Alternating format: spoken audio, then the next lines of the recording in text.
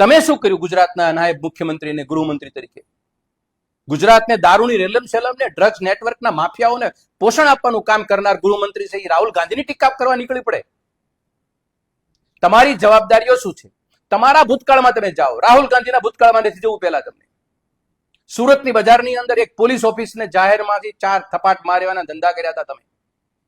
કાયદો અને વ્યવસ્થાનું પાલન કરવાની જવાબદારી તમારી સરકારની હતી અને તમે એ સરકારના ધારાસભ્ય હતા, અને છતાં તમે આવી પ્રકારની પ્રવૃત્તિને હલકટતા તમે આ ગુજરાત સરકારના પોલીસ અધિકારી ઉપર વાપરી છે.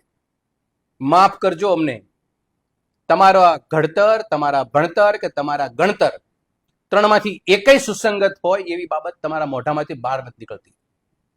તમારે પહેલા બરાબર કેળવણી લેવી પડે, તમારે પહેલા ઘડતર કેળવું પડે, તમારે પહેલા ગણતર કેળવવું પડે, અને પછી રાજકીય નેતાઓની ટીકા ટિપ્પણી કરવા માટે આપણા શબ્દોના હોઠને બહાર કાઢવા પડે.